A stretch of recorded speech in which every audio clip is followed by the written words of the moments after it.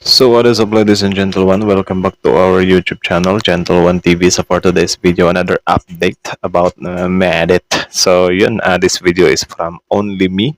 So it has a title of Medit Aminado, ano kaya ito? Iba din pala siya. So iba din pala siya. What is it, ano? So yun, bago natin simulan, Only Me, supportahan nyo yan. Also, Let's Plan Girl Vlogs, supportahan nyo rin. Tapos syempre, ladies and gentlemen, our YouTube channel, Gentle One TV, don't forget to like, comment, share, subscribe, ano. So, ladies and gentlemen, without further ado, let's watch this video together. Again, the title of this video, Medit Aminado, ano kaya ito? Iba din pala siya. Iba din pala siya. So, curious ako, men. So again, Only Me, support nyo yan. Then, yeah, Let's Plan Girl Vlogs nga pala. Paabutin natin siya ng 100,000 subscribers. I think nasa 53,000 subscribers na siya, no?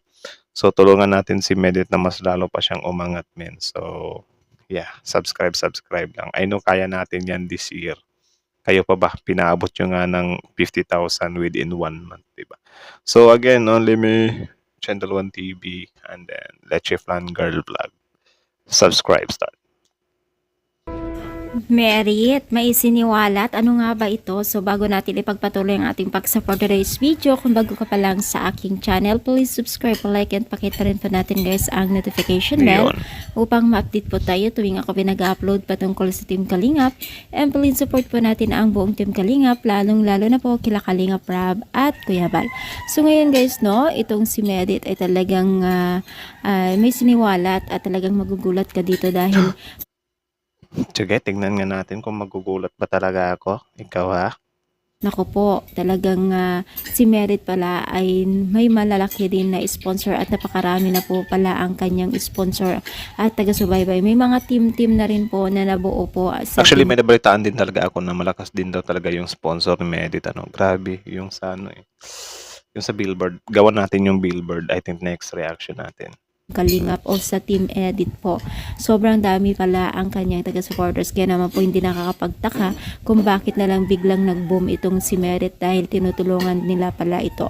At syempre pasasalamat si Merit dahil hindi po nila iniwan at syempre sa tulong ng Team Kalingap ay talagang nakilala siya at sinubaybayan po ng nakakarami at which is ang Team Kalingap din po ang simula ng lahat. Kaya labis naman po Tama naman yun. Hindi naman kinalimutan ni Medit yun. Kasi syempre, tama naman. Sobrang laki talaga ng ano, ng naiambag ng Kalingap sa karir ni Medit. Ano. It's just, ngayon lang talaga, I think parang, ewan ko kung nagkaroon na sila ng bakod. May bakod na eh. So, I think nagkasaulian na ng kandila, something like that. Ano. So, yeah. Sad lang din na parang naging ganun yung ending niya. pasalamat at magkabilang panig naman po ay talagang masaya sila sa bawat isa at syempre achievement na rin po ni Kalinga Prab. Kasi ginusto ni Medit na magkaroon ng ano eh, ng peace sana. Kaya nga pumunta siya doon kay Kuya Brooks. Pero I think sa kabila hindi siya totally tinanggap ng ano 'di ba? Hindi natanggap ng mga fans sa kabila na parang minali pa nila or iba yung pagkaka-interpret nila doon sa pagpunta ni Medit, 'di ba? Nag-promote pa nga si Medit, kinongratulate or grinit pa niya nga yung Danjoy, 'di ba? So, yun, sad. Ang kanilang kung ano ang natatamo ngayon ni Medit. Sobrang dami po ang kanyang taga-subaybay ngayon. Kaya nga sana itong si Medit ay sana wag siyang magbago at stay humble para naman po sa ganun ay stay pa rin po ang kanyang income or mga blessing po. No? Alam naman pa natin, no? Pag stay humble po tayo at mapagbigay talagang bongga ang blessing po na bumabalik po sa atin, di ba? Actually, mali yun. Mali yung nagbibigay ka tapos nag-expect ka na malaki yung balik. Let God. Kasi hindi naman lahat na nagbibigay ay merong balik. 'Di ba? Yeah. Sorry for that. Alam naman natin yan, big blessing talaga pag tayo ay may mabuting puso. So ano masasabi niyo, i-comment down dito sa baba at palike po ang ating video. Thank you so much, more power, and God bless all guys. So, yun lang naman, ladies and gentlemen. So, that is from Only Me. So, support nyo yan. Original video link in the description box below. So, like, comment, share, subscribe. Only Me. Only Me talaga na parang akin lang. Only Me. And, Medit Basilonia. Support nyo yan sa Facebook page. Medit Basilonia. Tapos dito sa YouTube, Leche Flan Girl Vlogs. Support, subscribe. So, abot nga dun, sa tawag dyan. Nagkasaulian na ng kandila or nagkabakuran na ba? Actually, nung una, goods lang naman talaga yung pagkakawalay ng Kalingap at kina Medit, pero syempre yung fans kasi parang ayaw na nila ng parang bati or ayaw na talaga nila. Ayaw na nila na parang mag-i-exist ka pa dito. Parang totally vanish ka na dito. Something like that yung gusto ng fan. Kaya yun nga, sad to say na imbis ang gusto lang naman talaga ni Medit na pumunta doon kay Kuya Brooks to visit, makipag-kapwa-tao, makipag-jamming, promoting the community. So, parang iba yung take ng kabila doon. So, again, wala tayong magagawa doon kasi syempre, yun yung yun yung paniniwala nila. At the same time, dito din sa side ng Medit community, parang naano din yung iba na, oh, bakit naman kayo ganyan? Bakit naman ganun yung pagkakaintindihan nyo? Kasi syempre, hati namin eh.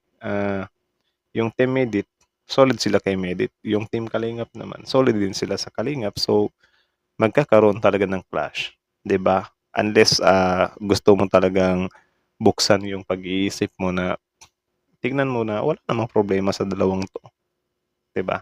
Kung malampasan mo na 'yan na parang wala kang pinapanigan ni isa. Actually, okay lang naman pumanig ka pero 'wag yung point na 'wag kang aabot sa point na may pinapanigan ka at the same time gusto mo na warakin yung kabila, something like that, 'di ba?